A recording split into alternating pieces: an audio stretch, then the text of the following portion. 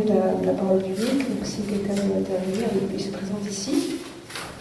Et l'autre question qui n'a pas été tout à fait réglée, je ne sais pas où elle en est, c'était qu'en est-il des biens de la clique gangstériste de Ben Ali et consorts, ces biens mal acquis qui sont à l'étranger, dont assez vite les banques étrangères ont dit qu'ils seraient bloqués. C'est une première question. Et autre question, est-ce que, parce qu'il semble que ces dernières élections particulièrement ont fait montre d'une débauche de dépenses au niveau de la communication et des médias absolument fantastiques. Donc est-ce que la Tunisie n'est pas en train de recopier un peu ce qui se passe déjà pratiquement aux États-Unis et en France, quoi. C'est les plus riches qui se montrent et qui peut-être risqueraient d'être élus. Et puis, alors la victoire, certes, de Toulouse, mais encore une fois, c'est la marge de manœuvre qu'ils ont au niveau de l'Assemblée des représentants du peuple est extrêmement, elle n'est pas énorme. Et donc il va falloir qu'ils fassent des alliances. En tout état, donc, et Ennahda reviennent les 30%, donc ils ont fidélisé pratiquement 30% de l'électorat mobilisable. Et effectivement, c'est tant mieux qu'ils aient joué le démocratique et que, d'une certaine façon, la Tunisie montre qu'il y a une frange flottante. Elle peut voter ci, elle peut voter là. Et moi, ce qui m'étonne, c'est de quoi s'inquiètent les gens, de quoi s'inquiètent les Tunisiens de l'arrivée au pouvoir de Ennahda. Parce qu'ils ont aussi extraordinaire, parce qu'effectivement, ils se réclament d'abord de l'exemple de ce qui se passe en Turquie, mais par ailleurs, en Occident, on a les partis démocrates chrétiens allemands et italiens, enfin, il n'y a pas de contradiction majeure, sinon dans la tête des Occidentaux. Et puis je trouve vraiment absolument fabuleux ce que vous venez de dire, à savoir que le problème de la révolution de la Tunisie, qui était effectivement la remise en cause d'un régime kleptocrate, je ne sais pas comment on peut l'appeler autrement. Kleptocrate, c'est vraiment, il y a une famille, Talabsi, la coiffeuse et machin, qui faisait la politique de 50%. Tout le monde sait ça. Donc ça, il fallait absolument s'en débarrasser de façon certaine. Mais entre ça, se débarrasser d'un tyran face à son peuple, qui était absolument excédé, et qui s'est débarrassé de sa peur, parce que n'oublions pas quand même qu'il y avait un policier pour 1000 habitants sous le régime Ben Ali.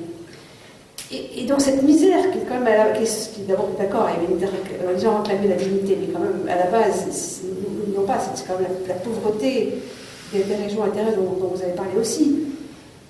Pourquoi on a l'impression que le propos de la révolution tunisienne était escamoté par l'Europe? Parce qu'effectivement, il a transformé une révolution, une tentative de révolution sociale, en une obligation de définition d'identité. Mais ce n'est pas le problème tunisien de se dire s'ils sont musulmans ou pas. Ils le sont. À 95%, ils le sont. On a l'impression que cette problématique, elle est importée de l'Occident de cette façon. Elle a été presque imposée par l'Occident. Et donc le problème, il a été totalement détourné. Parce que n'oublions pas que dans les presque 11 millions d'habitants de Tunisiens, il y a quasiment 1 million à l'étranger, dont pratiquement un demi-million est en France. Donc il y a une interface énorme entre l'Occident et le pays d'Afrique du Nord, et particulièrement la Tunisie. Donc j'ai l'impression, moi, que cette problématique a été imposée, pratiquement, entre guillemets,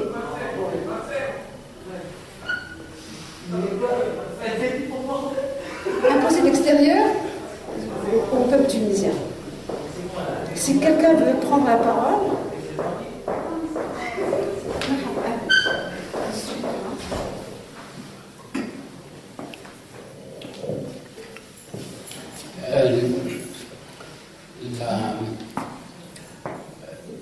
D'abord, selon moi, quand Ennahda,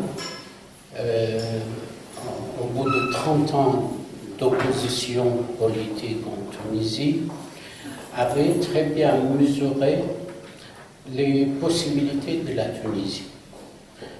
Avant d'arriver au pouvoir, il avait intériorisé le fait que la Tunisie, sur le plan économique, ne peut pas elle-même trouver un changement radical si ce n'est pas d'attirer les investissements des pays de Golfe.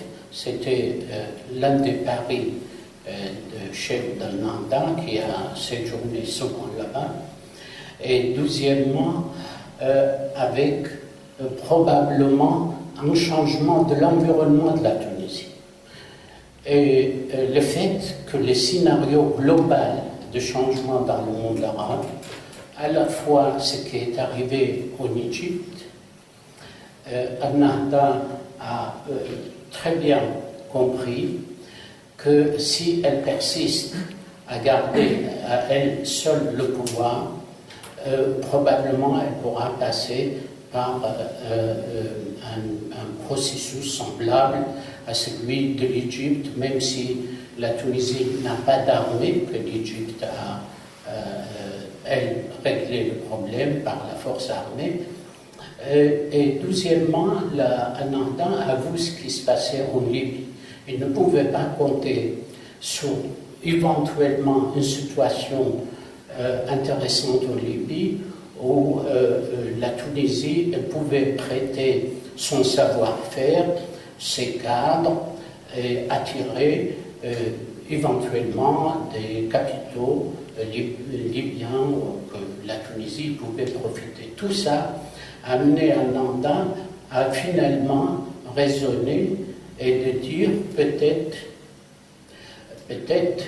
le mieux serait de trouver un compromis, que ce sera une nouvelle transition, que c'est la véritable transition, ce sera après ces élections. Et que peut-être cette transition peut aboutir à une situation révolutionnaire semblable à celui de beaucoup de pays en Amérique latine. Ils ont accompli une révolution démocratique sans passer par la lutte armée ou par la violence. Peut-être la Tunisie, est-ce qu'elle pourra s'acheminer vers ça. Sinon, le défi économique est énorme. Quelle que soit la force politique au pouvoir, dans un contexte arabe, le défi est tellement énorme.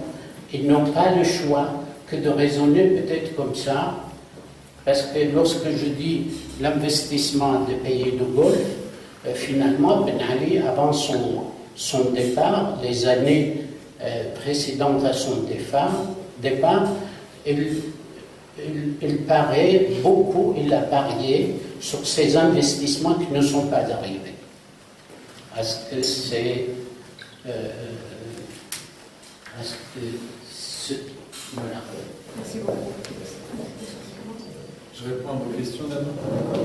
Je vais essayer à mon mieux. Sur l'histoire des biens mal acquis, malheureusement, on n'avance pas beaucoup, c'est pas très efficace, notamment à cause de la mauvaise coopération à la fois des États eux-mêmes et des banques, mais les banques en fait dépendent aussi des législations nationales, européennes incriminées, et pour le coup le bilan est vraiment famélique aujourd'hui.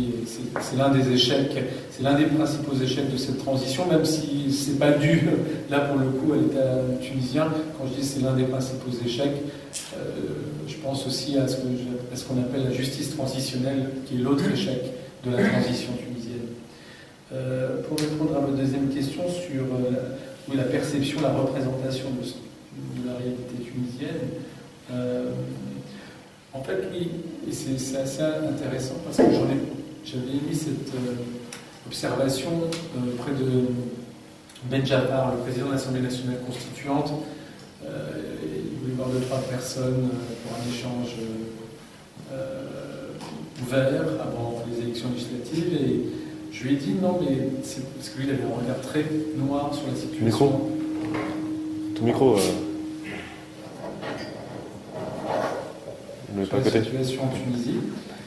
Et effectivement, si on voit un peu tous les défis auxquels le pays est confronté, on a l'impression que ce sont les défis classiques des démocraties actuelles. Je veux dire, crise de confiance et désenchantement démocratique. Comme moi, parallèlement, j'enseigne le droit constitutionnel français. j'avais l'impression de faire un cours de droit constitutionnel français de la Ve République quand je parlais de la Tunisie parfois. Désenchantement démocratique sur la base d'une crise de confiance entre les citoyens et leurs élus qui sont censés les représenter, mais ça renvoie à quoi? Au rapport entre le politique et le réel, au rapport entre le politique et l'économique. Quel levier a aujourd'hui le pouvoir politique pour changer le réel? C'est une question qui est posée à tous les formes de pouvoir, et en particulier dans un cadre démocratique où celui qui est titulaire du pouvoir est tenu d'en répondre à ses citoyens. Et la Tunisie est en train de prendre conscience de ce défi posé à la démocratie dans un monde globalisé où pas mal de choses échappent au cadre national. Dominé par la finance. Dominé par les finances en particulier. Vous avez donc la crise, un déficit public qui rappelle la situation de nombre de pays européens. Vous avez aussi l'affirmation de la parole populiste, des gens qui ne sont pas sérieux dans ce qu'ils proposent et qui croient et qui offrent simplement comme horizon la figure de l'homme providentiel. Croyez en moi et vous verrez, on va réussir tous ensemble. Et donc, regardez ma réussite, etc. Donc, c'est l'incarnation de Berlusconi, mais aussi un peu de Sarkozy dans la manière de résumer son programme à sa personne. On a eu aussi on commence à avoir ce type de comportement en Tunisie. Bref, voilà la Tunisie. Et pour moi, paradoxalement, je perçois ça comme une forme c'est la preuve de la transition vers la démocratie en Tunisie, puisqu'elle est déjà confrontée au mot MAUX de la démocratie moderne. C'est paradoxal, mais... Si ça passe déjà, après, sur Enarda, effectivement, on est tenté de dire et de relativiser le risque que peut représenter Enarda au regard de l'expérience européenne des démocrates chrétiens, et plus encore la place de la religion dans la démocratie américaine. Les États-Unis, la question du rapport entre le politique et la religion ne se pose pas du tout de la même manière qu'en Europe. Je vous rappelle que le président américain, lorsqu'il prête serment, il prête serment non pas sur la Constitution, mais sur la Bible, ce qui est inconcevable, impensable, en France en particulier. Et donc la question ne se pose pas de la même manière. Mais malgré tout, je ne pense pas qu'on puisse réduire ce qu'incarne Enarda et le mouvement islamiste dans le monde arabe aux simples chrétiens démocrates ou démocrates chrétiens des années 50-60. Ça s'inscrit dans un autre contexte, parce que les démocrates chrétiens n'étaient pas mus par la question identitaire. C'était autre chose. Il y avait la question de l'Europe, il y avait la question des valeurs chrétiennes dans cette Europe, etc. Là, c'est vraiment autre chose. L'enjeu est beaucoup plus global dans le cas tunisien et dans le cas de l'islamisme politique. C'est une manière l'islamisme politique, c'est une réaction à l'échec du panarabisme en particulier. C'est quelque chose qui s'inscrit dans un mouvement historique, mais qui est plutôt décliniste. C'est une tentative de réponse idéologique au déclin du monde arabo-musulman. Donc c'est beaucoup plus impulsif, et donc avec des réactions plus impulsives et avec un risque de basculement vers la violence politique précisément. Parce que c'est une réaction, c'est un mouvement réactionnaire, c'est une réaction à quelque chose, notamment à l'impression d'être encore sous occupation malgré l'indépendance nationale des différents États arabes. Et donc la tension est beaucoup plus aiguë. Hein. Elle est encore immanente dans les différentes formes d'islamisme politique, même dans la plus modérée de ces expressions, même si vous prenez le cas du pouvoir turc, vous voyez bien qu'il y a une tendance, une dérive autoritaire tout à fait possible, parce que on se sent malgré tout face à des forces elles-mêmes ennemies. Donc il y a une conception du politique beaucoup plus agressive que les pauvres chrétiens démocrates, dont l'une des figures était Jacques Barrot, et franchement Jacques Barrot, fait à son âme, n'a rien à voir avec une quelconque conception du politique, telle que la conçoivent les islamistes aujourd'hui.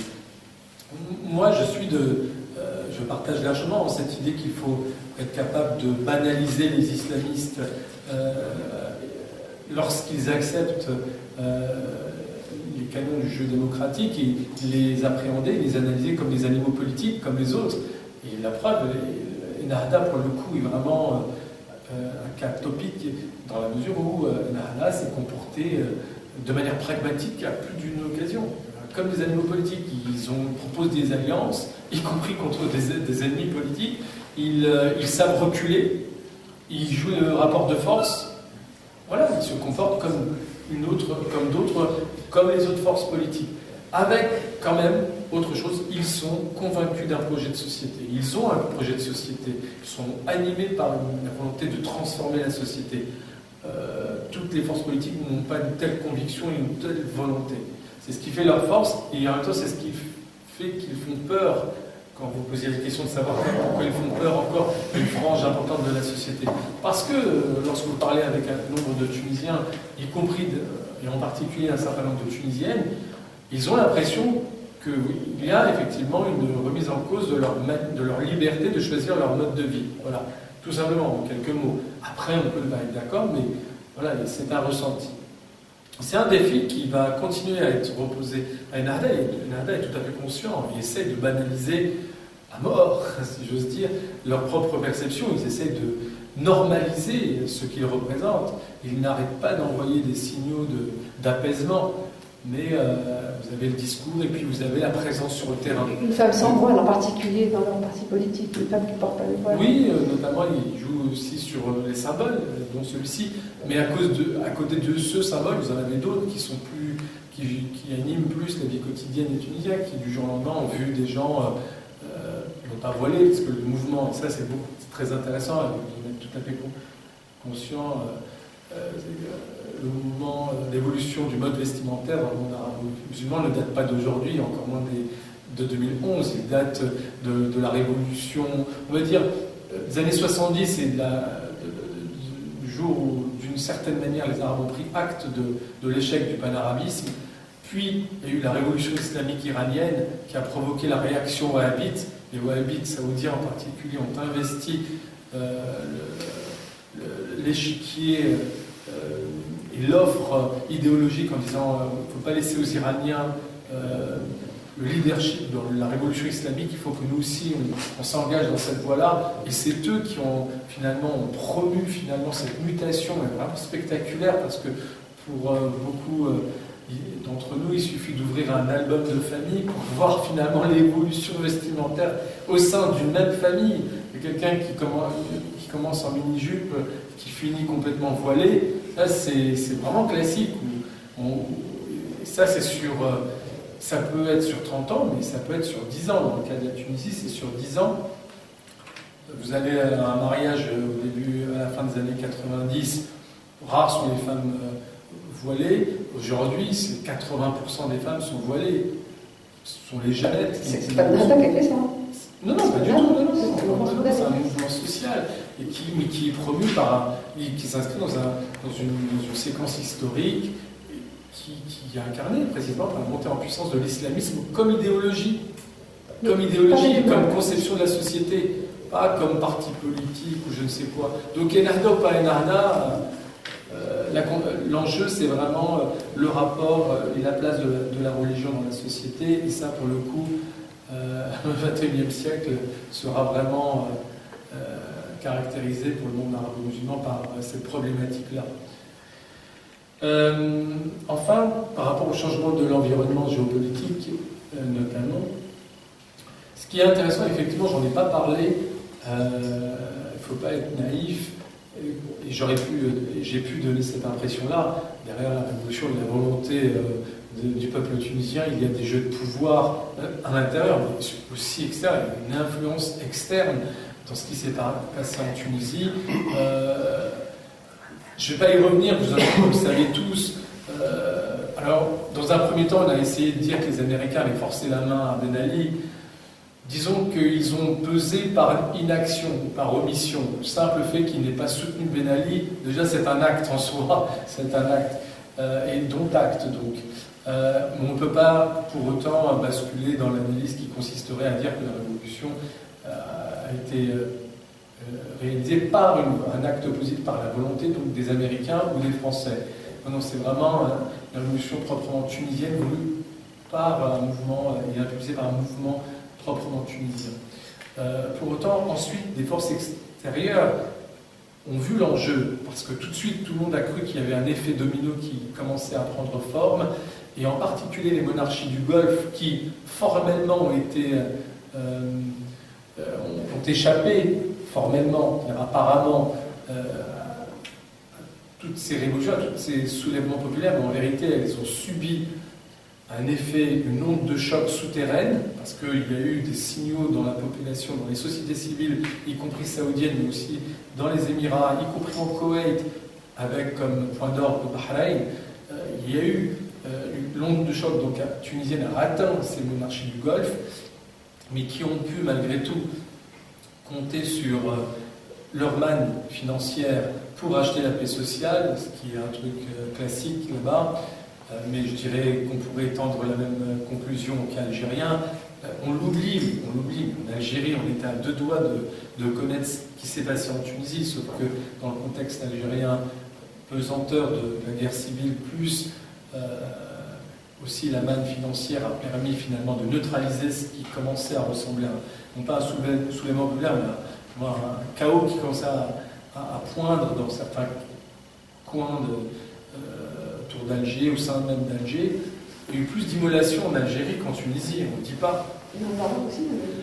Maroc, même chose, on oublie de parler du Maroc. Au Maroc, il s'est passé quelque chose extrêmement intéressant, mais il n'y a pas eu de relais, il n'y a pas eu de masse populaire derrière finalement une élite politique, sociale et culturelle qui a essayé d'impulser quelque chose, mais à partir du moment où elle n'a pas réussi à faire la jonction avec le peuple, ça ne s'est pas traduit. Et là, pour le coup, la légitimité populaire du roi a joué, a pesé. En plus, il a été habile pour finalement étouffer ce qui s'est passé, pour donner quelques gages de démocratisation sous la forme constitutionnelle. Mais pour répondre plus directement à votre question, les monarchies du Golfe ont essayé de peser, notamment en établissant des liens directs avec les partis qui aujourd'hui animent l'échiquier politique tunisien.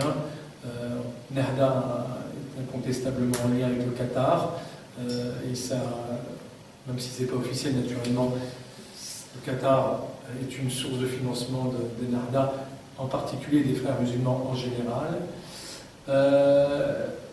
L'Arabie Saoudite serait le principal fournisseur en moyens, y compris financiers, des mouvances salafistes, y compris d'ordre djihadiste, ce qui pose une vraie question quant à la volonté saoudienne de voir échouer l'expérience tunisienne, mais ce n'est pas du tout nouveau, c'est une chose qu'ils ont perçue d'emblée, l'expérience tunisienne comme menace pour les wahhabites. Et donc il y a une volonté de peser en tentant de déstabiliser la Tunisie par une présence salafiste et essayer donc de brouiller un peu l'image et la transition et finalement ne pas permettre une transition démocratique digne de ce nom. À ce propos, pardonnez-moi, on a vu dans la myriade des partis politiques qui vont exister après la révolution tunisienne, il y en a pas mal qui se déclarent salafistes, enfin islamistes, à côté de Nahda. Il y en a peut-être une dizaine, non? Je ne sais pas. Là, il n'y a pas une dizaine qui s'est présentée. C'est pas les parlements présidentiels au niveau des législatives. Ou de l'Assemblée nationale. Oui, oui, mais en fait, c'était dû essentiellement par le fait que Nahda a pris un pari et a échoué. Nahda, au début, a voulu intégrer les salafistes dans le jeu politique en disant ce sont nos frères, eux aussi ont subi la torture, l'emprisonnement, l'oppression sous l'Ancien Régime. Il ne faut pas les traiter comme des parias, on va les intégrer dans le nouveau jeu politique, dans le nouvel ordre social. Les salafistes ont refusé de jouer ce jeu et d'intégrer finalement le nouvel ordre post-révolutionnaire. Ils ne sont pas intéressés par le système politique, par le système représentatif.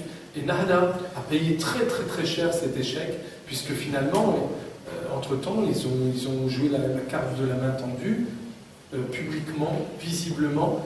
Même le président de la République, Monsour Marzouki, qui n'est pas islamiste, qui était l'une des pièces de la Troïka qui exerçait le pouvoir avec les islamistes, les a reçus, on a reçu au palais de Carthage, image extrêmement forte, et tout ça, il le paye extrêmement cher, c'est ce qui explique en partie le fait que les deux partis qui ont joué la carte de l'alliance avec Narada ont été complètement démonétisés, décrédibilisés. Ils ont eu 3-4 sièges aux dernières élections législatives. Vous allez me dire, oui, mais Monsef Marzouki est quand même au second tour. Oui, précisément parce que les islamistes de Narada n'ont pas de candidat, n'ont pas présenté de candidat, et donc il est soutenu de facto par le corps des militants, le corps électoral des islamistes. Ce qui est une manière aussi de complexifier un peu les discours simplistes, puisque quand même, Monsef Marzouki, c'est un ancien militant des défenseurs des droits de l'homme, il a un vrai passé de militance, on ne peut pas le qualifier de dictateur islamiste a priori, et pourtant, il est, au nom de ce qu'il appelle pragmatisme et la volonté de maintenir la cohésion nationale, il joue la carte non pas de l'alliance officielle, mais en tout cas de ne pas rejeter les islamistes de manière dogmatique. En ce qui concerne l'armée, on parle de transition démocratique, on parle de révolution arabe, révolution du jasmin. Moi j'ai été très étonné. Justement, on parle pas de oui, voilà, j'ai été très étonné en fait qu'effectivement, je suis algérien, donc il y a eu toute la décennie où il y a eu 200 000 morts, 250 000 morts, je ne sais pas quel est le prix exact, et peu de gens le savent de manière très précise, mais il y a eu quand même un lot de morts très très important. En Tunisie, on parle de révolution, et l'armée, qui était quand même le bouclier de Ben Ali, finalement n'est pas du tout intervenu. Il n'a pas lâché. Comment c'est dit qu'il n'ait pas lâché ses sbires? Je suis très étonné quand même qu'il ne le fasse pas et qu'immédiatement il lâche le magot et qu'il parte. Alors, je ne sais pas si j'aurais le moyen de répondre à la conclusion de votre question, mais en tout cas, à sa base, la réponse est assez simple. L'armée en Tunisie n'est pas une institution forte, c'est une institution secondaire. Elle n'a pas les moyens d'exercer le pouvoir qu'a l'armée algérienne en particulier, ou l'armée égyptienne. Il n'est pas une institution d'ordre politique. Et surtout, et pour vous répondre encore plus directement, ce n'était pas l'institution qui jouait le rôle de bouclier du régime Ben Ali. Mais il y a un appareil policier très important. Voilà, c'était la police, c'est l'appareil policier. Comment se fait-il qu'il n'ait pas été mobilisé immédiatement et qu'il ait livré la bataille? Parce que le moins qu'on puisse dire, c'est qu'ils ont baissé la garde immédiatement. Et pour moi, alors je suis peut-être dans une approche qu'on pourrait qualifier de complotiste, que certains pourraient qualifier de complotiste, je suis très étonné quand même qu'il n'y ait pas eu le moindre soubresaut de résistance de cet appareil policier qui est pour le moins réputé être très, je dirais, très dense en Tunisie. Non, c'est clair, mais en fait, ce qui s'est passé, c'est que, précisément à cause de sa densité, de son volume, de son importance, le régime a été incapable de mobiliser l'ensemble de l'appareil. L'appareil s'est mobilisé au départ, donc ils ont essayé de canaliser le soulèvement sans basculer dans une violence systématique, une répression systématique, un peu comme ce qui s'est passé en Syrie, rapidement, mais très rapidement aussi, et progressivement plutôt, pardon, l'appareil policier, sa base en tous les cas, s'est délité et n'a pas réussi on n'a pas voulu faire preuve de jouer ce rôle historique de bouclier du régime. Ce qui s'est passé, c'est que finalement, très rapidement, le palais de Carthage et l'appareil d'État étaient protégés simplement par un noyau dur de l'appareil policier. Ce noyau dur, c'est l'élite de la police tunisienne, c'est des commandos, y compris un commando grosso modo d'une millier de personnes, c'est tout. Mais incapable de faire face et de faire face à moyen terme à des manifestations de 100 000 personnes. Vous voyez, donc à un moment donné, à partir du moment où vous perdez, vous constatez que la masse de l'appareil policier n'est pas très mobilisée, que parallèlement l'armée est mobilisée, mais pour s'afficher aux côtés de la population. Les policiers ont compris le message. En gros, on ne va pas basculer dans la guerre civile, on ne va pas faire face à votre répression, mais il y a une ligne jaune. Et ça, les policiers l'ont compris. S'ils ouvraient le feu de manière massive, notamment lors du jour où Ben Ali est parti, ils auraient pu tirer dans le tas et commettre un véritable massacre. Sauf qu'il y avait l'armée, il y avait des militaires présents. Vous imaginez des policiers qui assassinent des militaires. On bascule dans une vraie guerre civile, mais avec une armée soutenue par la population. Les policiers seraient retrouvés dans une situation inextricable. D'ailleurs, tout de suite, ils l'ont compris, puisque le lendemain, aucun policier ne pouvait sortir dans la rue. le pays s'est retrouvé du jour au lendemain sans policiers. Les policiers ont incarné l'ancien régime. Ils l'ont incarné parce que les quelques personnes qui l'incarnaient vraiment et qui exerçaient vraiment le pouvoir sont partis. Qu'est-ce qui restait? L'appareil policier qui était associé à l'ancien régime. Et donc, le simple fait de mettre, d'avoir l'apparence des forces de l'ordre constituait l'incarnation humaine de l'ancien régime. Vous étiez une cible pour la population civile. Et ça, ce fut un moment incroyable de déstabilisation générale. Un État sans appareil coercitif, ça pose quand même problème. Et à un moment donné, le pouvoir de transition a tout de suite joué la carte de la réhabilitation de la police en disant attention, on ne peut pas continuer dans cette atmosphère générale. Mais les policiers ont compris ça, ils ont compris assez rapidement. Ils se sont dit on ne peut pas, enfin la masse n'a pas soutenu Ben Ali et son clan jusqu'au bout, il n'y a pas eu jusqu'au boutiste, si ce n'est le noyau dur des gens du ministère de l'Intérieur. D'ailleurs, là où la manifestation a basculé à Tunis, c'était en face du ministère de l'Intérieur, c'est là où on voit les images de la population qui se tourne vers le ministère et criait dégage, dégage, c'était le ministère de l'Intérieur. Donc il y avait le noyau dur de l'appareil policier, plus les commandos hyper bien entraînés pour protéger le valet de Carthage, sauf que vous avez l'institution militaire, même si elle n'est pas première, qui vous abandonne. Et d'ailleurs, le général, dont j'ai oublié le nom, qui incarnait un peu cette institution, pardon ? C'est Rachid. Voilà. Et aller en personne, s'adresser à chef de la tête pour lui dire qu'il ne protégerait pas si la masse manifestante de Tunis devait arriver sur Carthage. L'image est saisissante. En plus, quand vous connaissez un peu la géographie, la Tunisie est petite en général, mais en plus, une fois que vous êtes à Tunis, vous pouvez tout faire à pied pratiquement. Donc, d'un point de vue de l'imagination, imaginer des milliers de personnes débouler sur Carthage, c'était fini. C'est ce qui fait, pour expliquer le caractère irrationnel de ce moment-là, c'est la panique, etc. C'est qu'il y a eu deux moments. Le général qui vous dit « je ne vous protégerai pas », qui reste un noyau dur qui ne ferait pas le poids face à une vague. Et là, vous croyez à la spontanéité, c'est-à-dire un général qui est payé, qui était formé, qui est la garde rapprochée. Ça s'appelle fraterniser, monsieur. Non, ça s'appelle la fraternisation de la Révolution. Oui. Ça a déjà eu lieu dans d'autres pays, monsieur. On fraternise. Parce que ce sont des gens qui viennent du peuple, tout simplement. Mais on fraternise. Ce sont des gens du peuple. Ils fraternisent, tout simplement. En tout cas, les militaires, non, là, vraiment, c'est pour ce qui est de l'élite militaire, parce que vous visez. Franchement, ils avaient un sentiment d'humiliation par rapport au pouvoir politique parce qu'ils ont été délaissés depuis des années par l'appareil d'État. Ben Ali les a toujours mis de côté, notamment parce qu'il n'est pas issu de ce sérail-là. Lui-même vient de l'institution policière. Vous voyez, il a toujours décrédibilisé, il ne leur a pas donné les moyens de se développer, etc. Donc là, il a payé le prix. Il n'a pas été très bien. Il a payé le prix d'une politique à l'endroit de son institution militaire. En général, la police, elle a une grille de lecture plus performante que les autres. Ils savent, lorsque le peuple dans son ensemble bouge, les policiers comprennent avant les autres. Deuxièmement, lorsque le chef de l'État lui-même il s'en va. Et les policiers comprennent qui ils vont défendre. Ils n'ont aucune possibilité de défendre l'ancien régime, parce que la tête de régime lui-même a démissionné.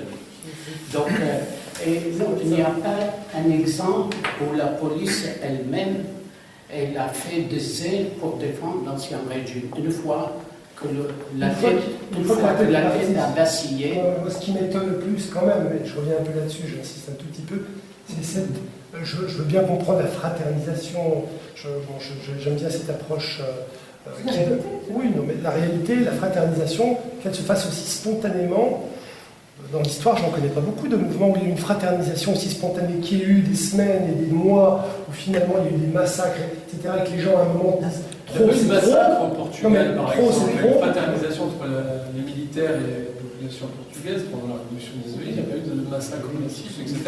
Et dans le cas tunisien, quand vous voyez qui représente ces militaires, c'est vraiment des gens du peuple, du sud.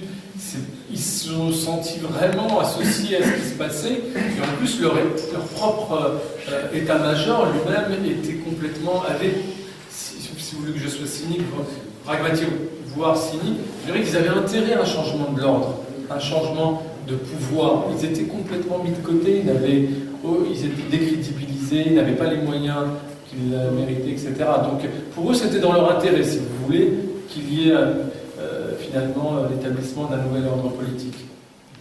Et si vous cherchez un intérêt, parce qu'effectivement, on doit être réaliste, à un moment donné, c'est pas au nom de la démocratie, la volonté du peuple, que des militaires de ce niveau-là puissent basculer du côté des révolutionnaires. Non, si vous voulez être pragmatique, il y a la logique des intérêts. D'ailleurs, on a parlé de lui à un moment donné pour assurer la transition. Le mouvement de fond, quand même, il est à la fois ouvrier et paysan, et comme l'a expliqué M. Dalby, il a rejoint la petite bourgeoisie citadine. C'est-à-dire que c'est un mouvement de masse, mais massif.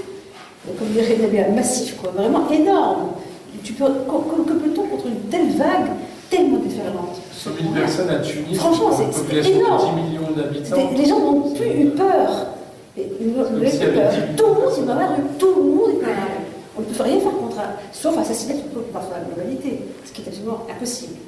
Et il y a aussi ce facteur extérieur, encore une fois de la Côte d'Ivoire, dans laquelle était complètement préoccupée la France, et il y a le fait que personne n'a prévu ça. Vraiment, personne n'a prévu ça. Enfin, contrairement aux théories complotistes, moi je pense, il a été quasiment prouvé que même si on savait depuis extrêmement longtemps que le clan kleptocrate de Ben Ali était vraiment impossible à vivre, depuis 10 ans, il n'y a pratiquement plus d'investissement étranger. À cet égard, je vais raconter une anecdote à propos du Maroc. Depuis 10 ans, aucun investissement étranger important ne se faisait parce qu'il fallait les 50% au clan Ben Ali. Et ça, la CIA le savait, le Marocain le savait. Mais ils n'ont pas calculé ni prévu qu'une révolution populaire allait avoir lieu. Ils ont été surpris. La preuve, Al-Yobari s'est dit, mais qu'est-ce qui se passe alors? C'est le qui c'est qu'ils n'ont pas lâché Ben Ali jusqu'à la dernière minute. D'accord. Personne ne l'a lâché. Il y a eu ce facteur-là quand même. Donc à un moment donné, qui aurait pu influencer personne, puisque personne ne l'a voulu, si ce n'est... Il était absolument indéfendable. On voyait bien que ça ne pouvait pas durer. Tout le monde imaginait qu'il n'allait pas durer. À cet égard, je voulais juste donner ce qui s'était passé au Maroc. Juste avant le premier coup d'État au Maroc en 1971, ce coup d'État a été, de la même façon, enfin, entre guillemets, bon, c'était très très longtemps, mais bon, il a été autorisé par la CIA. Autorisé, c'est-à-dire qu'ils savaient que ça allait se produire, ils n'ont rien fait contre. Pour quelle raison? Parce que, quelque temps auparavant, parce que le régime commençait à ressembler un peu à ce qui s'est passé avec Ben Ali. Réellement. C'est-à-dire, c'était du 60%. Les Américains avaient besoin, quelques entreprises américaines avaient besoin d'acheter des terres ou d'installer je ne sais quelle entreprise, et il fallait passer par 60%. Ils ont renoncé. Et c'était tellement énorme, le népotisme, la corruption, qu'ils ont laissé faire. Après, c'était interprété comme étant Oufkir avait effectivement, peut-être qu'il a raconté ce qu'il allait faire à la CIA. Il a simplement raconté, ils ont laissé faire. Je pense. Donc c'est pas actif, mais effectivement c'est passif, et donc c'est passé. C'est une dernière question. Vite fait, je voulais, si vous permettez, juste poser une question sur la phase de transition et puis les difficultés dont vous parliez tout à l'heure, en fait, économiques, sociales et tout ça, dans lesquelles s'étaient retrouvés les Tunisiens. Ma question, c'est est-ce que on va dire les anciens du régime n'ont pas joué justement sur cette période-là, comme ça a été le cas, et je pense que ça a été dit à propos du cas égyptien, c'est-à-dire qu'on a eu pendant la période où étaient les frères musulmans au pouvoir, il y avait des problèmes de toutes sortes, en fait, il n'y avait pas d'électricité, pas de lait pour les enfants, etc. etc. C'est-à-dire que les anciens du régime qui avaient la main sur plusieurs types de leviers, économiques, y compris médiatiques, est-ce que dans le cas tunisien, il ne s'est pas produit la même chose, ce qui a fait que 3 ans plus tard, les gens, moi je suis aussi d'origine algérienne, j'ai des amis tunisiens qui me disent des choses vraiment pas bien sur la révolution. La révolution, ça a causé beaucoup de problèmes, c'est le malheur, etc., etc. Est-ce qu'il ne s'est pas produit un peu la même chose en Tunisie, comme ce qui s'est passé en fait en Égypte? Juste pour compléter ce que disait monsieur, il y avait une avocate tunisienne qui était très connue à une époque et qui, qui à un moment a fait une intervention en disant qu'avec la Révolution, dans les prisons tunisiennes, eh bien, on torturait beaucoup plus que sous le Nadi. Je ne sais pas ce que vous en pensez. Oui, c'était une manière d'appeler le point de transition à ses responsabilités, ou sur un marché plutôt. Mais tant mieux. La différence avec l'Ancien Régime, c'est elle serait allée en prison si elle avait dit la même chose. Vous voyez, là, au contraire, ça a eu un effet. On a parlé, il y a eu un débat médiatique, on a entendu jusqu'ici, puis le ministère de l'Intérieur a réagi. Pour répondre à votre question, oui, forcément, parce que ça me permet d'aborder l'action de la justice transitionnelle. Il n'y a pas de justice transitionnelle digne de ce nom en Tunisie, ce qui fait que les élites sont les mêmes que sous l'Ancien Régime, et les élites étaient forcément associées directement ou indirectement à cet Ancien Régime. Et donc, en particulier, vous l'avez dit, au niveau médiatique, c'est ce qui est assez remarquable, c'est que les leaders d'opinion, en tous les cas ceux qui tiennent le secteur de l'audiovisuel et de la presse, sont les mêmes que sous l'Ancien Régime. Et donc, ils ont une grille de lecture de l'Ancien Régime. Ça se traduit comment? Par un anti-islamisme viscéral. Vous avez l'impression que c'est l'unique critère qui leur permet de se positionner. Ça frise l'irrationnel parfois.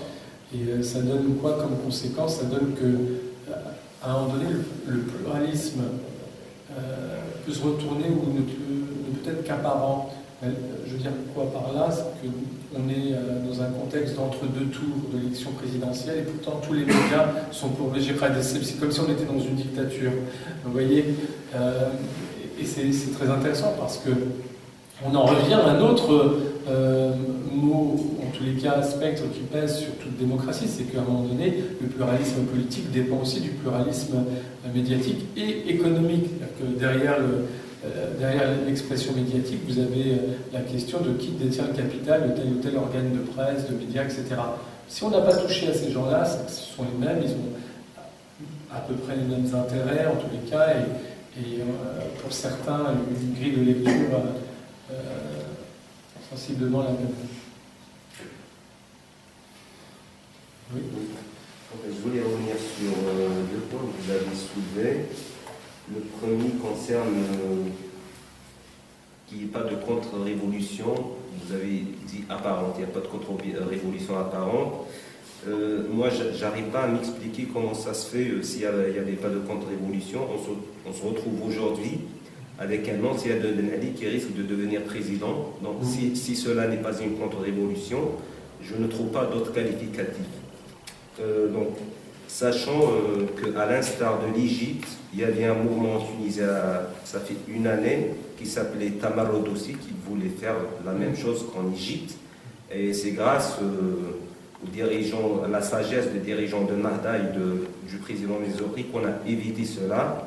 Et on a évité cette phase-là. Donc, le deuxième point, ça concerne le jeu des acteurs politiques. Donc, vous avez dit qu'ils ont accepté le jeu politique, ils n'ont pas eu recours à la violence. Donc, moi, je n'arrive pas à comprendre ce qui s'est passé par rapport aux assassinats politiques de Barhami et une deuxième personne. Et l'assassinat des soldats à la frontière algérienne au Mont Jahambi. Donc on ne peut pas dissocier ces assassinats de la situation politique qui prévalait à l'époque. Donc du coup, il y a certains acteurs politiques qui sont liés à des hommes d'affaires ou à des gens influents ou des résidus de l'ancien régime de Ben Ali. Qui sont toujours là, ce qu'on appelle l'état profond. Donc, est-ce qu'il n'y a pas un rapport entre politique, violence et ces résidus-là? Si vous permettez, je vais terminer, c'est exactement, ça va dans son sens. Moi, comme pas mal, je suis aussi algérien, pas mal de mes compatriotes, on ne peut pas penser que le DRS, les services, ils n'ont jamais été neutres. Ils ont provoqué pas mal de choses, ça n'a pas été dit parce qu'ils n'ont pas assez d'informations. Il n'est pas dans l'intérêt de l'Algérie pour que demain la Tunisie devienne véritablement démocratique. Il n'est pas dans l'intérêt de la France pour que aussi l'Algérie, la Tunisie ou même l'Afrique. Moi je vois que par rapport à la Tunisie, si la Tunisie demain devient véritablement démocratique, ben c'est fini, c'est l'Afrique. Et l'Afrique, la France ne peut pas laisser le continent africain. Donc, je le dis, je le répète, beaucoup de gens le pensent, mais ils ne le disent pas. Mais nous, on le sait que c'est l'Algérie qui a provoqué des attentats. Ça a été dit, y compris par les politiques tunisiens de toute façon. Sauf qu'ici, on ne parle pas. Mais dans les vidéos ont circulé, on a accusé directement l'Algérie. Et c'est vrai que ceux qui tirent les rouages, c'est pas ni pseudo-opposants tunisiens, ni ce sont ici, c'est toujours les mêmes, c'est le capital, et derrière c'est la France, c'est tout. Voilà. Ça c'est un petit détail, donc jusqu'à présent, on ne sait pas qui a commis les attentats de l'assassinat de 2 hommes politiques. Donc les enquêtes qui ont été faites par la police, ils ne sont pas sérieuses. On a mis ça sur le dos des salafistes, ce qui n'est pas vraiment quelque chose de probant. Donc la piste salafiste, elle n'est pas tout à fait... donc il n'y a pas eu une enquête sérieuse. Et apparemment, au sein de la police, on n'a pas fait le travail qu'il en fallait.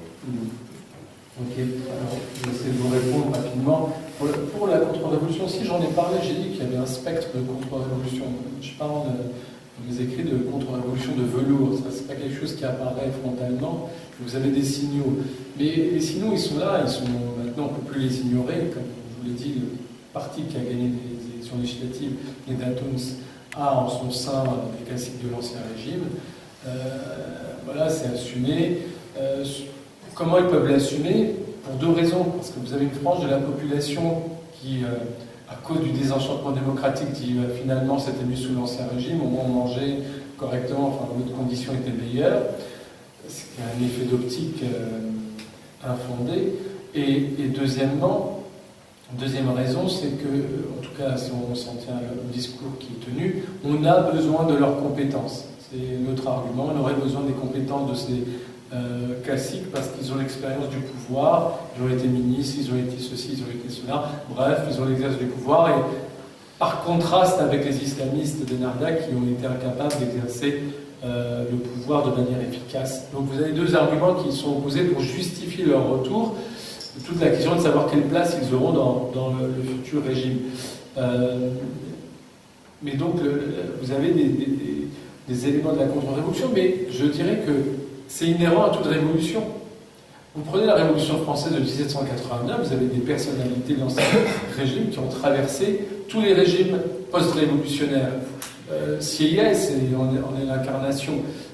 Talleyrand, il a fait Napoléon, il a fait la monarchie parlementaire, la monarchie absolue, il a tout fait. Donc, bref, vous avez des acteurs comme ça. Pourquoi? Parce que précisément, une révolution, au-delà de l'imaginaire collectif et l'idéal révolutionnaire voudrait qu'il y ait une rupture nette, malgré tout, vous avez des éléments de continuité.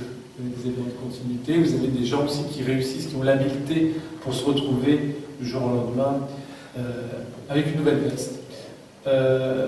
Deuxième question, c'était, oui, qui sont les auteurs des assassinats politiques? Oui, il y a eu 2 assassinats politiques, il y a des actes terroristes, il y a des attaques.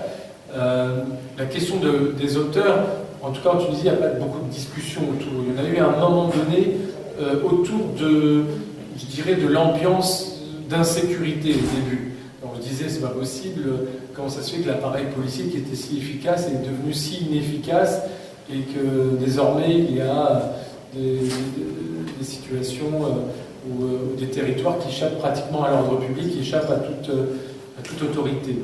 Aujourd'hui, c'est plus exactement ça. Et donc, on avait cette hypothèse d'émanation de l'ancien régime qui essaie de déstabiliser le pays. Là, pour le coup, le débat n'existe plus autour des auteurs des attaques terroristes. Il y a consensus autour de leur identification comme étant des salafistes djihadistes. Et bon, il existe des éléments, parce que notamment il y a eu des gens capturés, et les gens qui ont été arrêtés, notamment, étaient effectivement des salafistes connus. Donc il ne faudrait pas basculer dans une forme de complotisme un peu simpliste, même si je vous dis, juste après la rupture, juste après le départ en tout cas de Ben Ali, c'est clair qu'il y a eu une tentative de personnages de l'ancien régime pour déstabiliser cette phase, notamment il y a pas mal de phrases dans l'imaginaire, mais dans la conscience populaire aujourd'hui qu'aurait prononcé Leïla Trabelsi avant de partir, qui avait prêté serment pour jurer que le pays allait sombrer dans le désordre et le chaos après son départ et la fin du régime. Donc tout le monde a encore ces phrases en tête et il y a le doute autour de l'origine de l'instabilité qui est née, du désordre qui est né juste après le départ de Ben Ali. Et c'est vrai que c'était quelque chose d'assez remarquable. Les Tunisiens n'ont même pas eu le temps de fêter leur révolution, en fait. Le soir même, c'était le blocage. Personne n'a compris ce qui s'est passé, notamment parce qu'on n'a pas compris comment il était parti aussi rapidement. Enfin, sur l'Algérie, je ne reviendrai pas sur l'analogie. Par contre, ce que je peux vous dire, et ça c'est vrai qu'on ne le dit pas assez, l'Algérie surveille extrêmement, avec une attention extrême, la situation en Tunisie. Et c'est pas vraiment de l'ingérence, vous savez pourquoi? Parce que les principaux acteurs politiques tunisiens eux-mêmes acceptent cette forme d'ingérence. Béji Qaïd Essebsi et Ranouchi vont régulièrement à Alger pour s'entretenir avec les... Excusez-moi, c'est pas l'Algérie. Ils ne sont que des marionnettes, c'est des exécuteurs. Oui, vous parlez des dirigeants. C'est d'ici, c'est de France. C'est pas l'Algérie. Donc je sais pas. Je sais pas. En tout cas, tout le monde le sait. C'est ce qu'on dit dans le langage populaire. Tout le monde le sait. Tunisiens le savent, les Algériens le savent. Il y a une étroite coopération entre l'Algérie et la Tunisie, notamment pour répondre aux défis djihadistes à la frontière et sur le Chambly, notamment parce que territorialement ça concerne les deux pays, mais en plus les Algériens et l'armée algérienne a plus d'expérience que l'armée tunisienne en la matière, et ça s'est déjà vérifié. Donc plus que jamais, le destin des deux pays est mêlé. Et le destin de la révolution tunisienne en particulier. Voilà. On va terminer là, peut-être. Ouais, oui, voilà. excusez-moi. Oui. Question par rapport à l'expérience algérienne au niveau des frontières, là, justement, de l'armée algérienne. Mais comment expliquer alors ce qui se passe au niveau de Cham, justement, du côté algérien? C'est notamment ce qu'a, pour une raison très simple. C'est pas que dans la zone du Mont Chambly que l'armée algérienne n'arrive pas à résoudre et à régler définitivement la question de la présence de forces djihadistes et terroristes. Les Algériens, finalement, ont réussi à trouver une situation relativement pacifiée, mais ils n'ont pas réglé définitivement et absolument le défi qu'avait lancé un certain nombre de groupuscules djihadistes. Et là, pour le coup, ils laissent un peu ces présences tant qu'elles n'affectent pas vraiment l'ordre et la stabilité du pays, et l'armée algérienne intervient de manière ponctuelle dès lors qu'il y a bien un attentat ou bien une attaque terroriste. Mais ils acceptent grosso modo cette situation que les Tunisiens n'acceptent pas parce qu'ils n'ont pas le passé algérien et ce rapport à la violence. Pour nous, en Tunisie, lorsqu'il y a un attentat, ça fait la une, tout le monde pleure, on voit même des militaires pleurer, comme si que l'armée algérienne a un passé, une expérience en la matière, fait face et d'une certaine manière admet une relative insécurité sur certaines portions du territoire. D'ailleurs, c'est même un argument qui avait été opposé pour expliquer comment le Français qui a été décapité a pu être aussi facilement pris en otage puis assassiné. Tout simplement parce que voilà, il y a des zones de non-droit en Algérie que l'État l'accepte d'une certaine manière, l'important étant que globalement la situation soit pacifiée. Voilà. On n'a pas affaire à des idéalistes. Voilà, je vous remercie. Merci beaucoup. Donc je vais juste conclure en disant à monsieur que nul n'est dupe que l'opération première qui a consisté à vraiment arrêter la cascade des événements dans l'échelle du peuple arabe qui se sont défaits de leur peur et qui ont décidé vraiment de déconduire leurs tyrans, ça a été l'intervention de l'OTAN en Libye, par la fameuse résolution de 1973, prise au Conseil de sécurité, et qui a été pervertie par la France, la Grande-Bretagne, le valet des États-Unis, pour transformer la décision de créer un espace d'exclusion aérienne en assassinat de Kadhafi. Et la mise de la Libye dans une situation de chaos inextricable. C'était le coin enfoncé entre deux pays majeurs dans lesquels avait commencé cette révolution, l'Égypte, avec ses 80 millions d'habitants, et la Tunisie. Et là, le coin a été enfoncé. C'est une opération de l'OTAN. Il est évident, et l'OTAN, singulièrement de la France. La France s'est rattrapée de ce qu'elle n'a pas vu, ce qui allait se passer en Tunisie, en intervenant en Libye, pour se conserver sa France-Afrique, justement. Pour que l'ordre règne. L'ordre de l'impérialisme mondial règne. Et il règne de cette manière. Il n'empêche que nous savons gré aux différents acteurs de la scène politique tunisienne qu'ils aient évité tous, chacun à leur façon, que n'ait lieu un bain de sang. C'est absolument très important comme idée, comme symbole, pour ce qui nous reste encore à construire, pour ce qui nous reste encore à espérer. Il est extrêmement important que tout ne se finisse pas comme ça s'est terminé en Égypte, et comme ça s'est terminé en Syrie, et comme ça s'est terminé au Yémen, où il y a des drones permanents des États-Unis qui assassinent des enfants et des personnes âgées et des gens innocents. C'est important. Je pense donner au moins un point fixe qui serait peut-être un invariant, même si on sait que extrêmement rapidement les Tunisiens ont déjà fait l'expérience de ce que n'est pas la démocratie représentative. Elle n'est pas une démocratie, parce que c'est une démocratie de l'argent. Je vous remercie. Merci.